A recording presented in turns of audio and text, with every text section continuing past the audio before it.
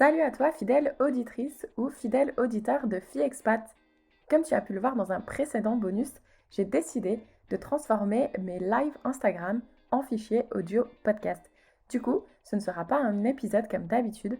Tout ce que j'ai fait, c'est que j'ai pris l'audio du live Instagram et je te l'ai mis pour toi en podcast si tu n'as pas le temps de regarder le replay. J'espère que ce nouveau bonus te fera plaisir et je te dis à très vite pour un nouvel épisode de Fille Expat. Et au fait, si tu as quelques secondes, n'oublie pas de me laisser 5 étoiles sur Spotify ou Apple Podcast. Tu n'imagines pas à quel point ce petit geste aide à la visibilité du podcast. Allez, à très vite. Bonjour, bonjour. Et coucou, Coucou. Charlotte. Bonjour, bonjour. Comment tu vas? Ça va très bien et toi? Eh ben ça va bien. L'eau est toujours Mais- coupée, mais j'ai eu le temps de ouais. faire un petit peu quand même pour toi et pour toutes celles et ceux qui nous écoutent et qui nous regardent. Oui, je me suis aussi changée. J'ai essayé d'avoir l'air un peu mieux pour toi. Et pour les gens qui regardent. Coucou, coucou. Coucou. Oh, D'ailleurs, je vais le redire au cas où si vous êtes, enfin, si vous n'avez pas le temps de regarder jusqu'au bout, ce sera en replay, donc ne vous inquiétez pas. je vois qu'il y a, Mais il y a mon amoureux qui met des coucous. Il est très content de oh, dire coucou en français. coucou. Ce mot le fait beaucoup rire. Je sais pas pourquoi. C'est vrai qu'il est un peu particulier comme mot.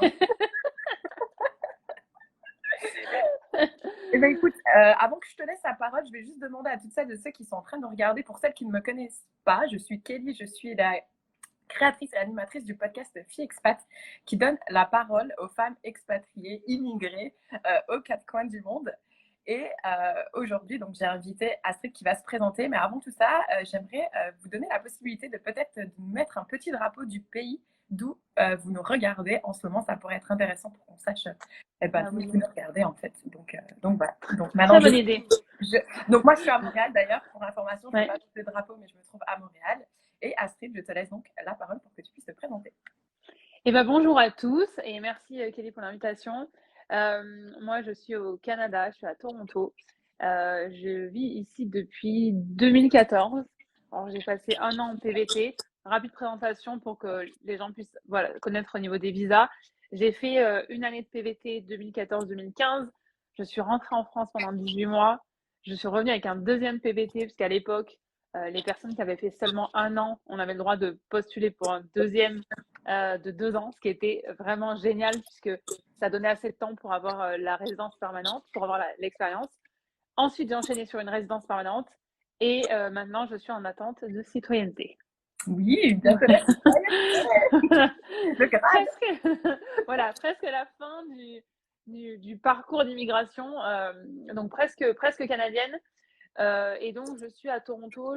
Pour t'en dire un petit peu plus ce que je fais, je suis créatrice de contenu donc avec mon blog que j'ai créé en 2014.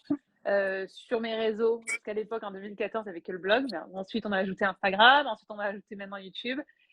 Et je travaille, voilà, je suis spécialisée dans les réseaux sociaux. Donc, je travaille en tant que consultante aussi réseaux sociaux. J'anime aussi des ateliers pour les nouveaux arrivants. Voilà. C'est une chronique à la radio, c'est ce que je faisais juste avant de te parler. Je finissais ma chronique pour samedi. Voilà, ça fait partie des choses que Tu es je fais pleine, ici. tu es pleine de surprises. Je ne savais même pas que tu faisais ça. Plusieurs casquettes. Super. Eh bien, écoute, encore merci. Donc aujourd'hui, moi, ce que je voulais proposer, donc juste pour rebondir sur tous les petits drapeaux, ils sont nombreux, très Oui, nombreux et nombreuses de me regarder depuis la France, mais il y en a quand même pas mal depuis le Canada. J'ai vu un petit drapeau américain. Donc, oui, j'ai vu aussi. ouais, donc c'est cool parce que ouais, c'est peut-être l'heure du repas pour certains ou le repas du soir pour d'autres. Donc je ne sais pas s'il y en a qui rêvent de venir au Canada. Si vous voulez nous mettre un petit avion euh, en émoticône, ça pourrait être sympa parce que de toute façon, je pense qu'il n'y a pas le choix. Vous allez devoir prendre l'avion pour venir ici. À moins que vous prenez un bateau, vous pouvez nous mettre un bateau si vous êtes plutôt du côté économique. Oui, si vous venez d'Europe en bateau, je ne sais même pas combien de temps ça prend pour faire pour traverser. Ça dépend. Alors en voilier, je crois que ça peut prendre 3 semaines, je pense. Parce que j'avais Hmm. rencontré un couple qui ont fait la transatlantique et j'étais surprise, je pensais que ça aurait pris plus de temps, mais ça Ouais. dépend des vents. Après, en paquebot, je pense que là, ça prend encore plus de temps. Ah, je vois un petit avion. Je vois un petit avion aussi, donc quelqu'un qui rêve de venir au Canada, si tu veux nous dire quelle ville te fait rêver, Montréal, Toronto, Vancouver, Calgary, peu importe. Ah, on a un petit 18 jours en bateau. Ok, super, Ah j'étais pas oui. loin. Ah oui, ouais, ouais, Le train d'avion, c'était plus rapide. C'est ça. Moi, du coup, juste brièvement aussi, donc j'ai vécu au Canada. Pour ceux qui ne me connaissent pas, j'ai vécu au Canada. Donc moi, j'étais aussi du côté de Toronto, j'étais dans la ville de Burlington. J'y étais pendant 6 ans en tant que chef de projet pour une grosse boîte en sidérurgie. Et en ce moment, je me trouve à Montréal en train de finaliser aussi mon process de citoyenneté. Allez, on y croit, on y est presque. Voilà.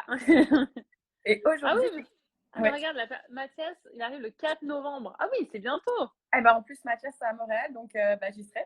Voilà. Donc, tu arrives quand il va commencer à faire froid. Moi, je recommande jamais trop l'arrivée de l'hiver, mais à Montréal, ça devrait le faire parce que c'est assez facile Mais de faire des puis, rencontres. oui, puis ça va aller mieux maintenant quand même. Il y a plus de choses qui vont être. Que les 2 dernières années, l'hiver plus le Covid, je ne recommandais pas non plus. Mais Oui, là, ça va commencer à être un peu plus agréable pour faire des rencontres, pour aller à des événements. Donc, ouais, puis c'est ça. quand on en a rêvé pendant un moment, on se bouge les fesses aussi pour rencontrer du monde, pour tout faire pour y arriver. C'est clair, et Donc, puis ça bouge bien en plus à Montréal, dans les grandes villes. Moi, je n'étais pas ouais. arrivée dans une grande ville, donc ça bougeait pas trop. Mais si je voulais que ça bouge, il fallait que moi j'organise des trucs. Mais bon, voilà, c'était pas évident. Donc, on a un petit PVT de 2 ans et il vient de Toulouse. Ah, ça va être bien kiffant, ouais, de venir de Toulouse à Montréal. Un petit truc d'ailleurs que j'ai envie de mentionner parce que je regardais tout à l'heure avec une copine, il y en a beaucoup qui veulent ramener des bots, etc., etc. Pour information, voilà, ne faites pas ça parce que le dollar canadien, il est très faible par rapport à l'euro. Donc, Ouais. 1 euro, ça équivaut à 1,30 $. Donc, en gros, si tu vas acheter une paire Ouais. de bottes qui est à 100 $, ça va te coûter 70 euros. Donc, c'est comme si tu avais 30% déjà de réduction. Donc, n'achetez rien parce qu'il y a il y a de quoi faire ici, en fait, et ce sera de meilleure qualité en plus, et c'est pas si cher, surtout si vous venez avec votre argent d'euros, en fait. Oui, puis ça libère quand même pas mal de place dans la valise parce qu'une paire Ouais, de bottes, c'est lourd. c'est Donc, je clair. recommande tout ce qui est équipement. J'ai fait une vidéo sur justement le guide des magasins à Toronto, au Canada. Et j'explique qu'il il vaut mieux acheter ici, ça prend moins de place. Comme tu dis, avec l'euro, c'est plus intéressant. Et en plus, c'est c'est du matériel qui va vraiment être équipé, qui va être adapté à la vie ici. Donc, Oui, il a pris une claque par rapport au dollar américain, mais par rapport au dollar canadien, il est toujours très fort, crois-moi. Je le vois tous les jours, il est toujours. Donc, du coup, j'ai vu quelqu'un qui fait aussi sa citoyenneté. Si tu veux me dire depuis combien de temps tu l'attends, moi, ça fait 26 mois. moi, moi, ça fait pas longtemps. Moi, j'ai posé mon dossier novembre l'année dernière. Ouais, donc toi, ça va être plus rapide, je pense. Moi, je suis tombée en plein dans le mauvais truc. Et d'ailleurs, j'avais mon dossier qui a pris feu dans le camion quand j'ai envoyé mon dossier papier parce qu'il n'y avait pas de dossier en ligne. Enfin bref, moi, j'ai toujours des petits Ah stories. oui! Ah oui. Alors, je vois qu'on a des questions par rapport aux offres d'emploi. Donc, je vous conseille peut-être d'aller voir le blog d'Astrid parce qu'il y a pas mal d'informations. Le but du live aujourd'hui, c'était surtout on voulait voir qu'est-ce que rapporte une expérience d'expatriation en termes de caractère. Et moi, ce que je voulais discuter avec toi aujourd'hui, c'était qu'est-ce que tu penses que ça t'a apporté de venir t'installer au Canada? Alors, c'est sûr que moi, ça a été hyper enrichissant à plein de niveaux, mais je dirais que la confiance en soi, c'est la chose qui me vient, enfin, c'est la première chose qui me vient en tête, parce que déjà, ça te donne un coup de boost de te dire que tu es capable de décider de quelque chose et d'aller jusqu'au bout du projet, Mhm. sans dire qu'après, tu n'es pas obligé d'y rester toute ta vie, hein, même si tu restes 1 an, 2 ans, enfin, même 6 mois, mais de te dire que tu as été capable de traverser tout ça, parce que mine de rien, c'est quand même beaucoup d'épreuves, beaucoup d'étapes. Je pense que si on m'avait dit en avance toutes les étapes qu'il y avait, je suis pas sûre que je serais allée jusqu'au bout. Je me serais dit, oh là là, ça a l'air insurmontable, mais en faisant marche par marche, ça va mieux. Donc, confiance en moi, et aussi, je pense que ça va te faire de moins me concentrer sur ce que les autres pensent de moi, par Oh my exemple. God, oui. J'ai regardé une vidéo cette semaine et c'était en anglais, donc il parlait de validation, de la validation des autres, et ça, c'est vraiment quelque chose où j'ai réussi à me détacher et à me dire que ce que moi j'avais envie de faire, ce qui me faisait du bien, ce qui me faisait plaisir, c'était ma priorité, et de savoir ce que les autres allaient penser de moi, alors que toute ma vie avant ça, j'ai toujours été intéressée par ce que les autres pensaient de moi, plus que parce que moi je pensais de moi-même finalement. Mhm. Je pense que ça, c'est un des premiers points, enfin, confiance en soi et le ne plus avoir besoin de la validation de Pierre-Paul Jacques ou je ne sais qui. Ouais. J'ai envie de rebondir là-dessus parce que ouais, moi, je trouve qu'en France, après, pardonnez-moi, hein, je suis pas là pour critiquer, mais juste donner mon ressenti. Je trouve que dans le système scolaire, moi, je n'osais même pas prendre la parole en fait parce que j'avais l'impression que si tu disais quelque chose qui n'était pas correct, soit il y a quelqu'un qui allait se foutre de ta gueule, ou soit le prof, il allait un peu te rabaisser ou te dire ouais, t'as pas appris ton truc. tu vois. Et pareil que toi, moi, du coup, ma confiance en moi, elle a chuté à un point. Et puis pareil, l'échec, etc., c'est toujours quelque chose qui est mal vu. Et donc, du coup, effectivement, pareil que toi, je te rejoins sur la confiance en soi. À l'étranger, en Amérique du Nord, elle prend un élan, mais très positif.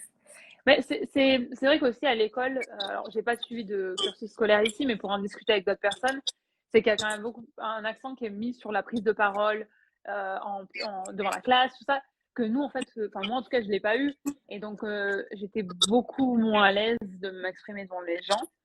Heureusement, avant de partir, j'étais quand même 4 ans commercial terrain, donc je devais aller démarcher des gens. Mais j'ai l'impression, et alors j'espère que ça va encourager d'autres personnes qui viennent dans des provinces anglophones, c'est que le fait d'avoir développé mon anglais, j'étais tellement, c'est parce que c'est un challenge de parler au travail en anglais, d'être dans des réunions, présenter des projets. J'ai l'impression que ça a boosté ma confiance en moi en français parce que je me disais, il peut rien m'arriver, je connais tous les mots, même s'il y a quelque chose où je comprends pas, où j'ai pas l'information, je peux dire, j'ai pas l'information, je sais pas, je vais trouver, je vais faire des recherches. Et le fait d'avoir été capable de m'exprimer dans une autre langue, en français, mais maintenant, il y a aucun, enfin, je me disais, mais c'est facile, c'est ma langue, je connais tous les mots. C'est clair. Moi, je me souviens, les premières réunions, déjà, je comprenais rien. Mais alors, si je devais prendre la parole, j'étais dans un état, mais tu étais obligé, au bout d'un moment, tu es Oui, obligé de participer. Et du coup, ça te fait sortir de ta zone de confort. Et là, mais c'est ah oui, fou, quoi. alors que maintenant, je fais tout le temps des présentations, j'en ai quand je travaille avec l'agence avec laquelle je travaille, et je fais ma présentation et je répète à peine, quoi. Parce que je sais que un de mes gros points forts, c'est que je suis à l'aise pour m'exprimer, j'ai pas besoin de répéter, j'ai pas besoin de savoir exactement ce qu'il faut dire. J'ai des collègues, ils ont besoin d'avoir le script à côté. Et moi, je trouve que c'est plus naturel et ça me ressemble plus quand c'est fait spontanément. Mhm. Et en fait, je me dis, mais ça, c'est un truc incroyable que tu arrives à développer parce que comme tu es capable de t'exprimer dans une autre langue, ça développe tes compétences aussi d'aisance, enfin ton aisance à pouvoir t'exprimer en face des gens, quoi. Enfin, ouais, je trouve ça génial. Alors, je vais rebondir sur Ouais. certains commentaires. On en a un Oui. où on m'a dit j'ai moins confiance qu'avant en français maintenant que je présente des projets en anglais toutes les semaines. Moi, j'ai eu le même problème. Et d'ailleurs, si tu écoutes mes premiers épisodes du podcast, je Ah parle ouais. le franglais, c'est une catastrophe. On m'a souvent fait la remarque. Et au final, quand on me fait la remarque, je dis bah écoute, au moins, je parle dedans. Qu'est-ce que tu veux? Mais Mais alors, c'est c'est vrai vrai que il faut travailler il faut continuer à quand même c'est pratiquer ça. son français. Et moi, j'ai une chance énorme, c'est que j'écris pour mon blog régulièrement et je filme des vidéos toutes les semaines. Mais c'est vrai que, et ma mère me l'a fait remarquer, que des fois, il manque il y a des mots qui me viennent, parce qu'on s'en sert plus en fait. C'est ça. Donc ça vient plus difficilement. Et aussi des tournures de phrases. Je me rends compte que mes tournures de phrases, des fois, je me dis, mais c'est pas naturel en français, ça. Je suis en train de traduire de l'anglais au français, n'importe quoi. C'est comme là, tu sais, je me présente. Moi, je dis toujours je m'introduis. Laisse-moi t'introduire cette personne. Pardon. Pardon. Mais c'est vrai que moi, du coup, j'ai fait un peu la boulette. J'aurais dû lire en français, j'aurais dû regarder la télé de temps en temps, continuer à pratiquer mon français. Mais bon, c'est pas grave. Oui, mais Vas-y. en fait, c'est difficile et je pense que du coup, vous me direz ce que vous en pensez dans le chat, mais en fait, on veut tellement améliorer notre anglais quand on arrive, on met tellement le focus là-dessus et tout ça que après, je pense qu'arriver à un certain niveau où on est très à l'aise en anglais, il faut continuer à pratiquer à garder son français. Et particulièrement pour les gens, comme là, la personne, elle disait, quand on parle anglais au boulot toute la journée, si vous êtes avec un partenaire qui parle anglais, par exemple, mon mec, il parle anglais, après, il comprend le français. Mais si j'avais pas autant de liens avec ma communauté, enfin avec la communauté francophone, je pourrais quasiment passer toute ma vie sans parler français, en fait. Toute ma Mhm. semaine sans parler français. Donc, c'est aussi à nous, de la même façon qu'on a fait l'effort en anglais, j'imagine qu'il faut aussi qu'on continue à développer ça en français pour pas le perdre, quoi. C'est clair. Alors, vous inquiétez pas, je vois qu'il y en a qui disent je peux pas rester, c'est dommage. Vous inquiétez pas, il sera en replay sur mon compte Instagram et je vais également le mettre en version podcast. Donc, il y aura deux possibilités de rattraper notre petite conversation. Donc, vous inquiétez pas. Coucou my list. Donc, on va en venir.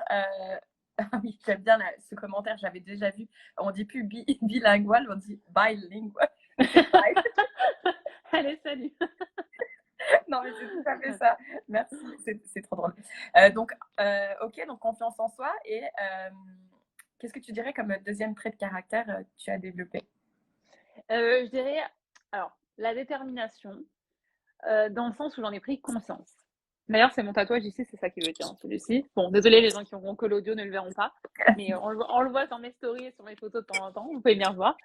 Euh, en fait, je me rendais pas compte de l'ambition et de la détermination que j'avais. Et quand j'ai réussi à faire, à arriver jusqu'ici, je parlais très mal anglais, donc il a fallu que je passe sur des emplois qui étaient moins qualifiés que ce que j'avais avant, que je me retrouve dans des situations où je comprenais rien ce qui se passait autour de moi. Donc, parce que ça, mine de rien, pour la confiance en soi, c'est difficile, hein, de se dire, en fait, personne autour de moi ne comprend que soit j'ai de la conversation, soit je peux être drôle, soit enfin, toutes ces choses-là qui sont un peu frustrantes au début. Et de me dire que finalement, je me suis accrochée à tout ce que j'avais envie de faire et que j'ai réussi aujourd'hui à créer la vie professionnelle que je voulais.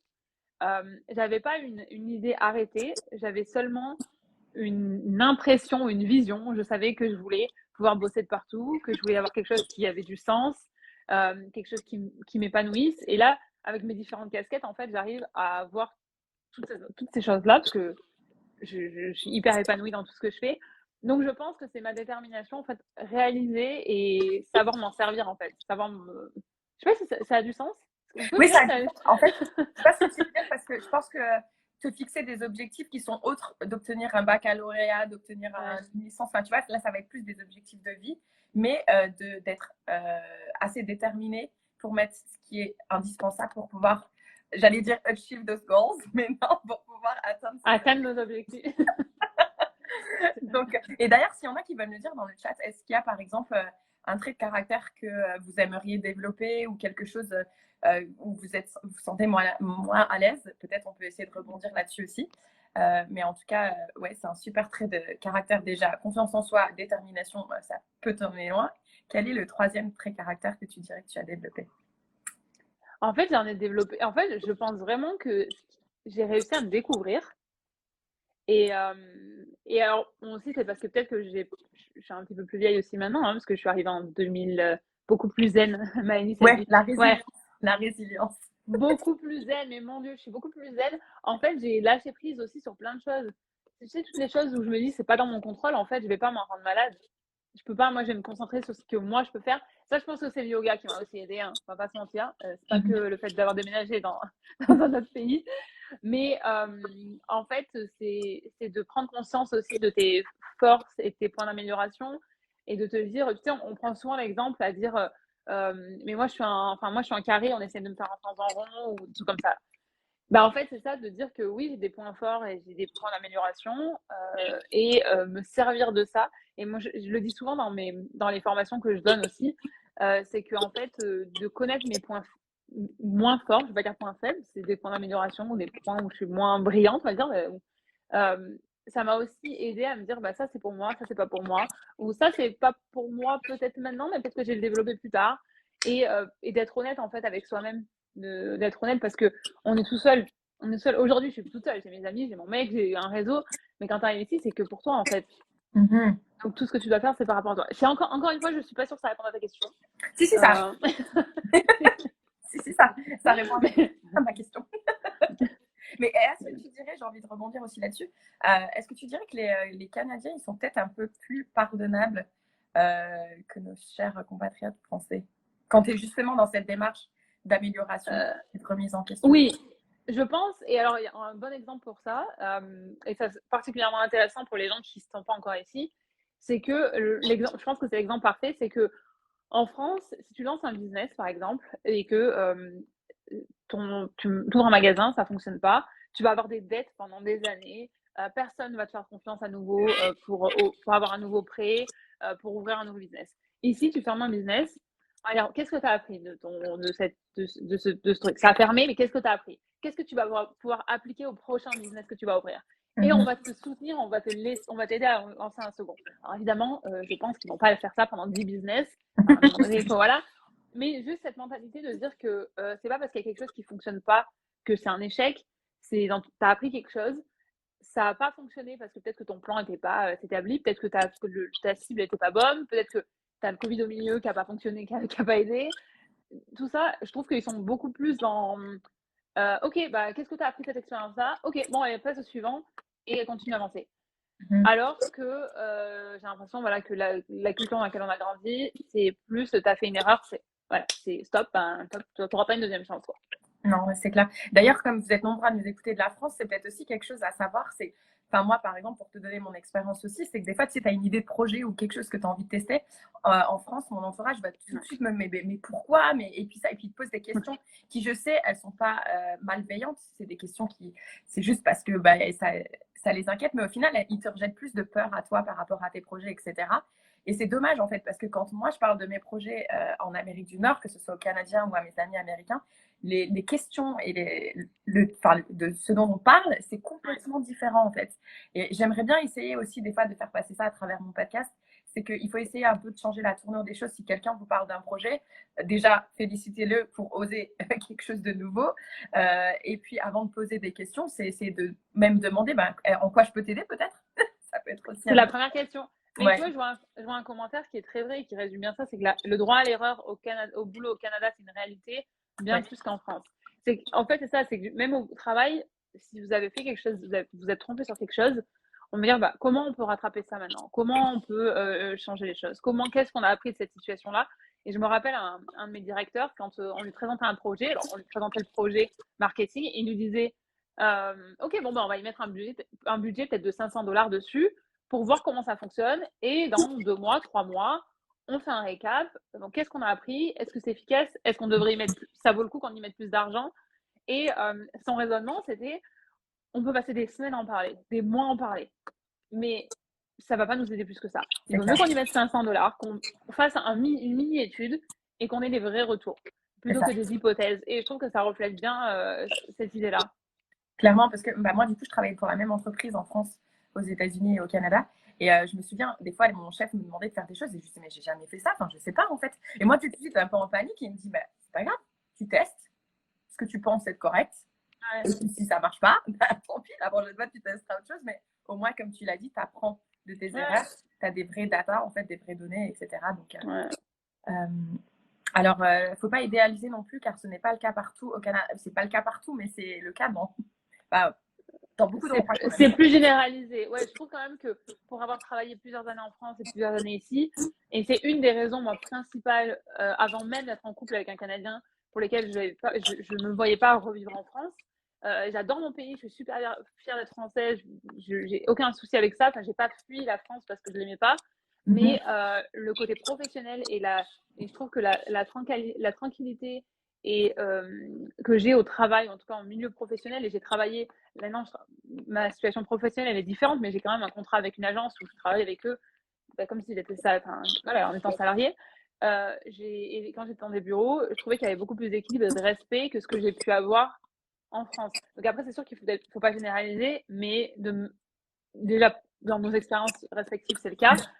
Et ensuite, je trouve quand même que, en tout cas moi, dans mes expériences, c'est ce qui ressortait à chaque fois et autour de moi aussi, quoi. Ouais, et d'ailleurs, si tu peux nous dire justement, toi qui penses que c'est Ouais. pas le cas partout, si tu peux nous donner un exemple d'une situation, parce que moi personnellement, ça m'est jamais trop arrivé. Donc du coup, voilà. Là, j'ai pourquoi tu as quitté Burlington pour Montréal. Donc là, on va sur le côté un petit peu privé, ce qui n'est pas du tout le but de ce live. Mais je t'invite à me suivre sur mon podcast et je suis sûre que tu trouveras des réponses à cette question. Donc du coup, je ne sais pas s'il y a autre chose que tu voudrais aborder. Moi, je pense qu'on a fait le tour de la question sur de toute façon, on est des grandes fanas du Canada. C'est pas pour rien qu'on demande la citoyenneté aujourd'hui et qu'on va être fièrement franco-canadienne, parce que comme tu l'as dit, on ne rejette pas la France non plus. Non. On est fiers d'être française, mais on va être aussi bientôt, prochainement, fiers d'être canadienne. Donc, Ouais, puis quand ça fait longtemps que tu es dans un pays aussi, il y a plusieurs choses. C'est que le fait de devenir canadienne, ça te permet de rester à durée illimitée. Même si la résidence permanente, tu peux la renouveler. Être canadienne, ça y est, tu as ton passeport, tu es tranquille, tu n'as plus de papier à faire. Et puis, c'est aussi pouvoir voter. Je sais que ça, c'est beaucoup plus important pour les Français, les Canadiens. En général, quand je leur dis ça, ils disent hein. Mais pouvoir participer, avoir une voix dans les décisions, même si voilà, c'est une voix, dans les décisions qui sont prises dans le pays où tu résides aussi, c'est quand même important. Donc, ouais, puis d'être fier aussi de faire partie officiellement. Je dis toujours que c'est comme c'était le mariage, enfin, c'est ça, pas mariage, mais c'est le truc officiel qui veut dire ça y est, c'est chez toi, c'est officiel, ils sont déjà chez toi, mais là maintenant c'est écrit sur le papier. Hein. c'est ça. Vraiment... Puis moi, j'aime bien le fait que si à un moment donné, on a envie d'aller tester quelque chose ailleurs, on a la possibilité de pouvoir revenir sans repasser par tous les cauchemars de visa de travail, résidence, etc. Ouais, non, J'ai hâte, j'ai hâte. Ouh, désolée, j'ai un petit chat Un qui a envie de invité, se joindre un invité. au live. Bah, écoute, merci beaucoup. Merci à toutes celles et ceux qui nous ont suivis jusqu'au bout parce que vous êtes encore là. Et encore une fois, ce sera disponible en replay et en podcast. En tout cas, Astrid, merci beaucoup Merci pour à ce toi. live. Et puis, j'espère qu'on se rencontrera prochainement. Oui, et ben voilà, entre Montréal et Toronto. C'est ça. Et n'hésitez pas si vous avez des questions à m'envoyer un message, je réponds à tous les messages privés que je reçois. Il y a le blog, il y a la chaîne YouTube, donc vous pouvez trouver déjà plein d'informations. Et puis s'il y a quelque chose que vous ne trouvez pas, n'hésitez pas à venir me faire un petit coucou et à me poser la question. C'est ça. De toute façon, je vais te taguer dans le post de ce live. Et puis, comme ça vous pourrez aller voir son compte et vous trouverez toutes les informations. Donc, super. Eh ben, merci beaucoup. Et puis, merci à toi, une merci belle à tout le monde. Merci à tous. Il fait super beau. Donc, on va aller faire moi, je vais aller faire une petite pause dehors maintenant. Profite bien de ta pause. Merci à tous. Passez une bonne après-midi ou une bonne soirée suivant où vous êtes. Ouais. Et à bientôt. À bientôt. Ciao, ciao. Ciao.